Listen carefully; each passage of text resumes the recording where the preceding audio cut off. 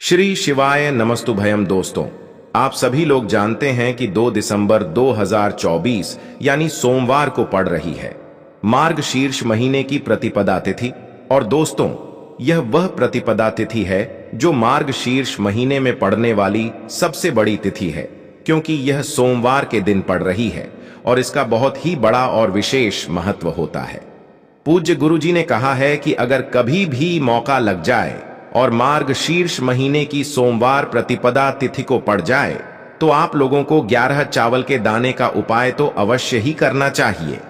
इन दोनों का संयोग बहुत कम आता है और इसी के साथ मैं गुरुजी ने अपनी शिव पुराण कथा में बताया है कि इस दिन आपको 11 चावल दाने का उपाय तो आपको अवश्य ही करना चाहिए, क्योंकि ऐसा दिन पूरे साल में सिर्फ एक ही बार आता है।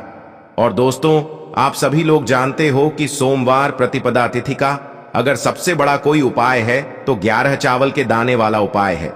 तो दोस्तों, इस सोमवार प्रतिपदा तिथि के दिन आप लोगों को इस 11 चावल के दाने वाले उपाय को जरूर करना है। बहुत सारे लोग होंगे जिन लोगों ने इस उपाय को न किया हो, मतलब पूरा साल निकल गया, उन्होंने किसी भी दिन इस 11 चावल के दाने वाले उपाय को न किया हो। पर दोस्तों, आपके पास एक आखिरी मौका बचा हुआ है जो कि 2 दिसंबर सोमवार के दिन है। तो इस दिन आप लोगों को इस वाले उपाय को जरूर कर लेना है।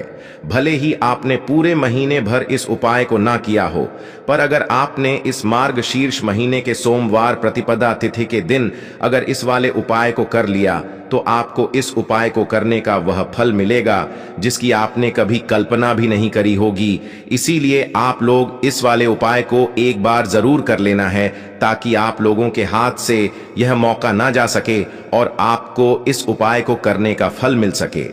दोस्तों, यह उपाय पंडित जी ने अपनी अभी की ही श्री शिव महापुराण की कथा में बताया है, जिस उपाय को आज हम आपको बहुत अच्छे से समझाने वाले हैं। इस वीडियो को देखने के बाद इस उपाय को समझने के लिए आपको कोई और वीडियो को देखने की जरूरत नहीं पड़ेगी।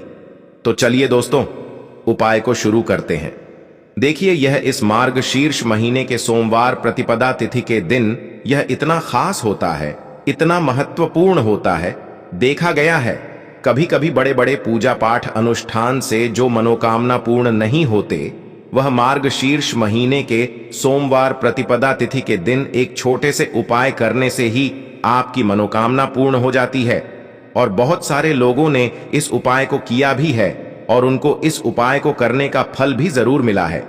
अगर आप लोग भी इस उपाय को करना चाहते हैं तो आप इस उपाय को पहले अच्छे से समझ लेना, सुन लेना, उसके बाद करना। आपको इस उपाय का फल जरूर मिलेगा। और इस उपाय को कर लेने से आपके घर में चाहे किसी भी प्रकार की दुख और समस्या क्यों ना चल रही हो, आपको उसका कारण भी नहीं पता है कि भाई यह समस्या किस कारण से चल रही है। उसका कुछ भी कारण हो सकता है, जैसे पितृदोष हो सकता है या किसी भी तरह का मंगल दोष भी हो सकता है। तो इस दिन आप लोगों को यह वाला उपाय कर लेना है। यह एक ऐसा उपाय है जिस उपाय को अगर किसी विशेष दिन पर किया जाए तो भाई उस विशेष दिन का जो है वह तो हमें मिलता ही मिलता है। पर हमने उस दिन पर इस उपाय को किया है तो हमें उससे भी बड़ा फल मिलता है, और फल बहुत जल्दी मिलता है, क्योंकि आप इस उपाय को बहुत ही बड़े और विशेष दिन पर कर रहे हो। तो चलिए अब उपाय के बारे में बात करते हैं, लेकिन उससे पहले आप लोगों को यह जानना आवश्यक है कि आखिर यह उपाय किस समय करना है, किसको करना है और कैसे करना है।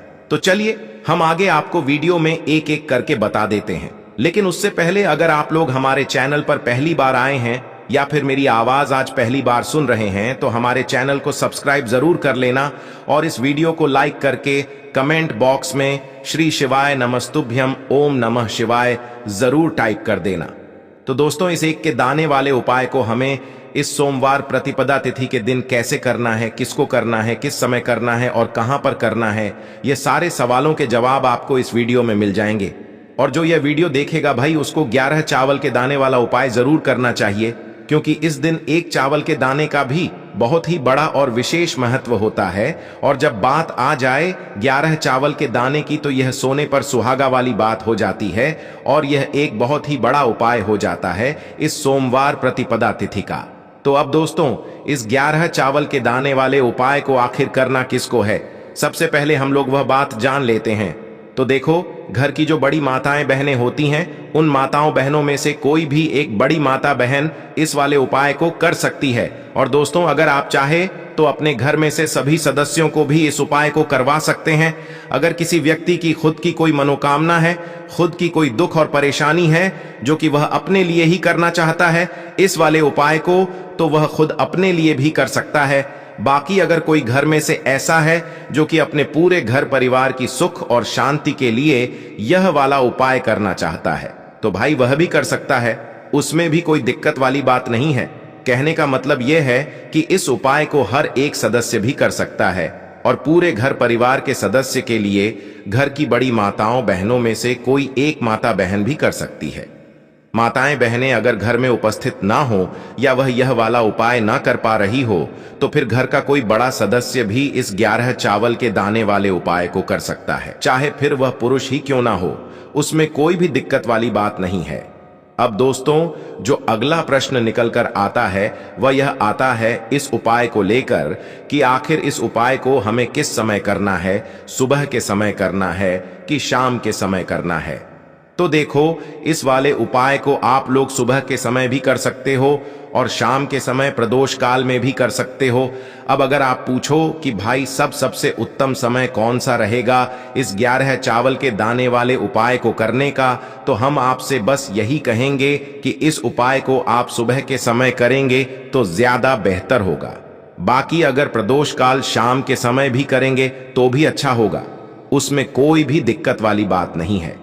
तो अब दोस्तों, जो अगली सबसे बड़ी और महत्वपूर्ण बात आती है वह यह आती है कि सुबह अगर हम उपाय को करेंगे तो हमें कितने बजे से लेकर कितने बजे तक के बीच में करना है, और शाम के समय प्रदोष काल में करेंगे तो हमें कितने बजे से लेकर कितने बजे के बीच में करना है। तो देखो, सुबह जितनी जल्दी हो सके आप उपाय को करने की कोशिश करना।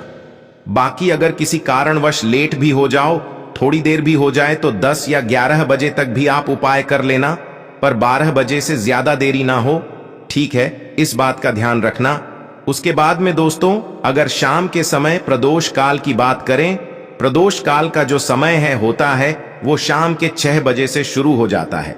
मतलब शाम के 6 बजे से लेकर 7 बजे के बीच का जो समय होता है, ये समय प्रदोष काल का समय होता है। तो आप इस उपाय को 7 या 8 बजे के बीच में भी कर सकते हो।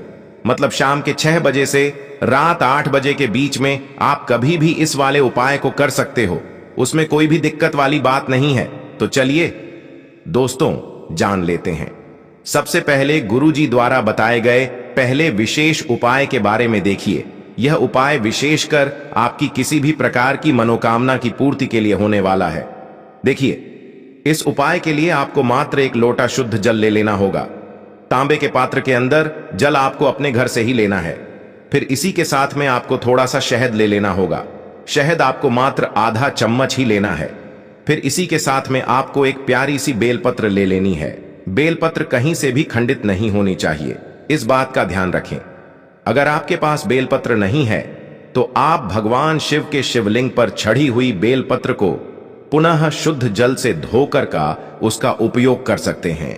अब दोस्तों, इन तीनों सामग्रियों को लेकर के सबसे पहले तो आपको पहुंच जाना है भगवान शिव के मंदिर में। पूज्य गुरु जी के अनुसार सोमवार का जो दिन होता है, उस दिन शाम के समय प्रदोष काल में साक्षात भगवान शिव शिवलिंग में विराजमान होते हैं। इसीलिए यह उपाय यदि आप प्रदोष काल के समय में करते हैं तो यह उपाय आपके लिए सर्वोत्तम सिद्ध होता है। या फिर आप इस उपाय को पूरे दिन में किसी भी समय कर सकते हैं। अब देखिए दोस्तों, आपके पास जो एक बेलपत्र है, बेलपत्र में 3 पत्तियां होती हैं। तो बेलपत्र की जो चिकनी साइड होती हैं, उन्हीं 3 पत्तियों में जो सबसे आगे वाली पत्ती होती है, जिसे सबसे बड़ी पत्ती कहा जाता है, तो इसकी चिकनी साइड पर आपको ओम का निर्माण शहद से कर देना है और नीचे की साइड में दोनों पत्तियों पर आपको एक एक शहद की बिंदी लगा देनी है। देखिए, आप जो बेलपत्र पर ओम का निर्माण करेंगे, एक एक बिंदी लगाएंगे, वह आपको अपनी चीटी उंगली के जो पास वाली उंगली होती है, अनामिका उंगली, उसी से लगाना है।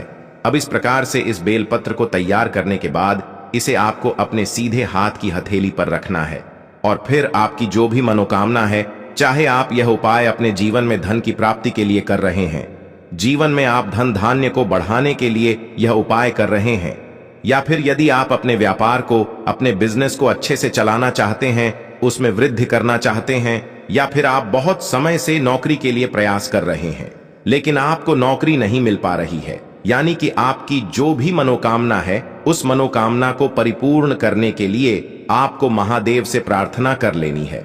और यह जो एक बेलपत्र है इसे आपको भगवान शिव के शिवलिंग पर अर्पित कर देनी है, यानी कि शिवलिंग पर इस बेलपत्र को आपको चिपका देना है।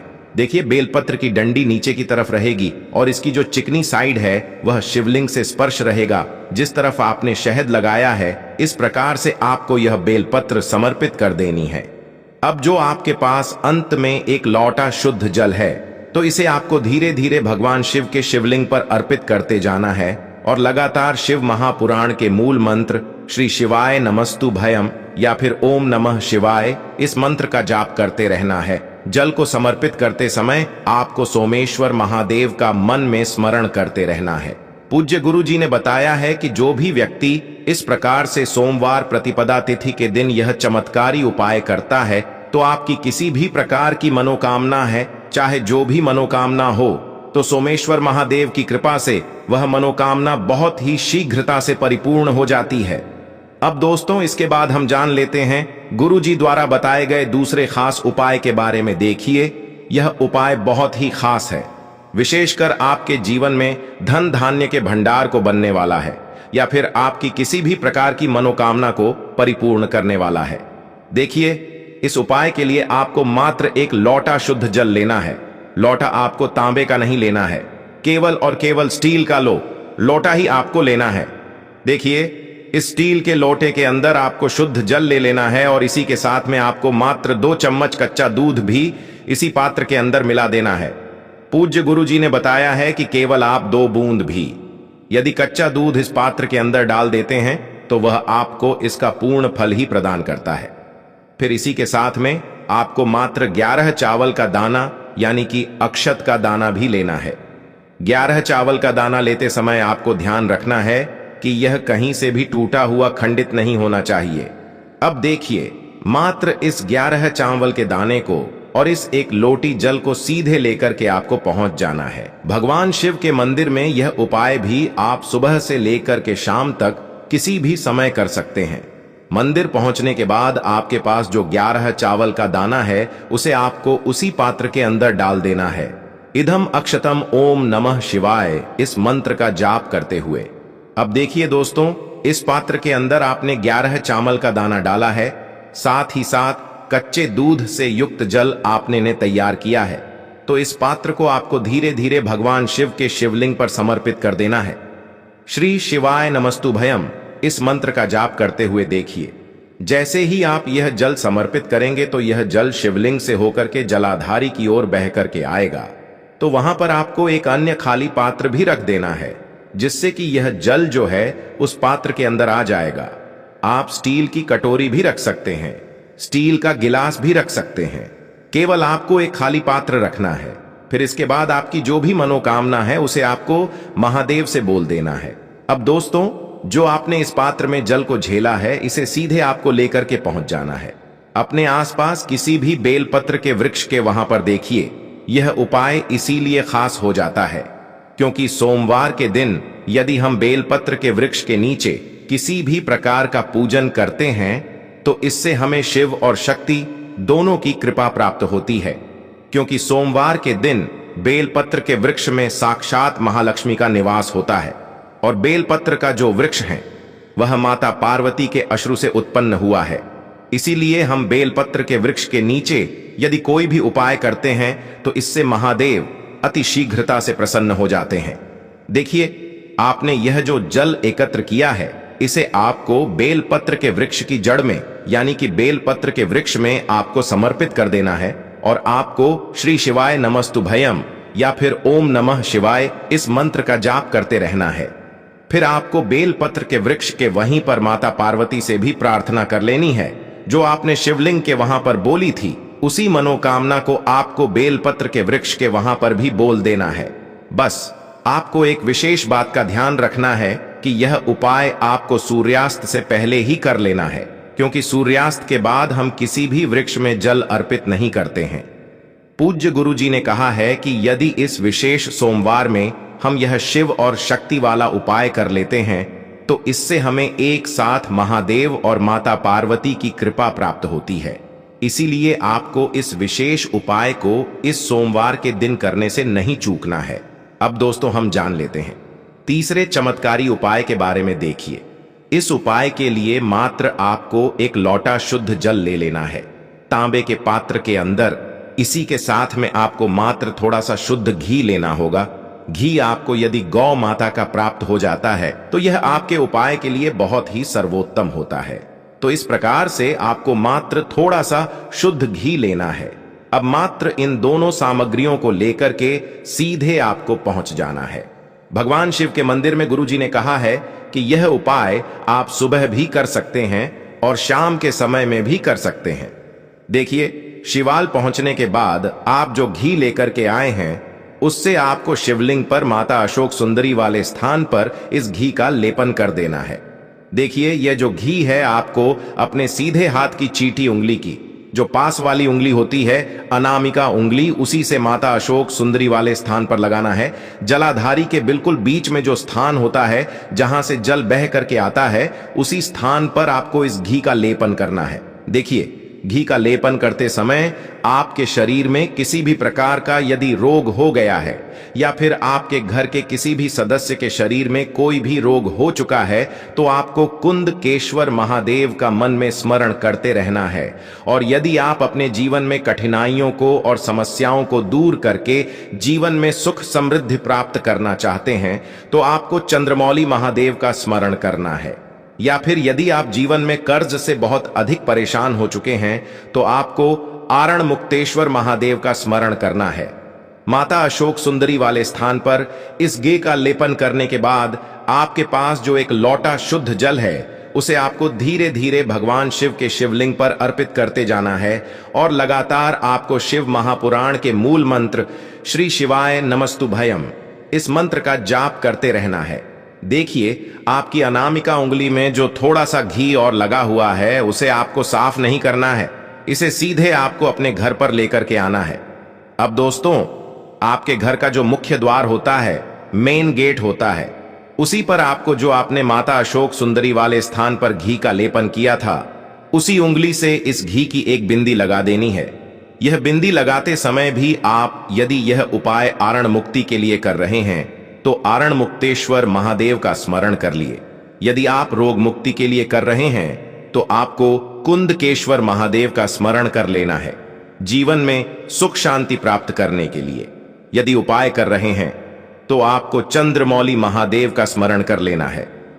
पूज्य गुरुजी कहते हैं कि सोमवार प्रतिपदा तिथि के दिन किया गया यह उपाय हमारे जीवन की इन तमाम समस्याओं को समाप्त कर देता है और हमें सुख समृद्धि तथा वैभव की प्राप्ति करवाता है। तो दोस्तों, यह थे पूज्य गुरुजी द्वारा बताए गए कुछ बहुत ही खास उपाय। अगर आपको जानकारी अच्छी लगी हो तो वीडियो लाइक करिएगा। मिलते हैं फिर एक नए वीडियो के साथ। श्री शिवाय नमस्तुभयम।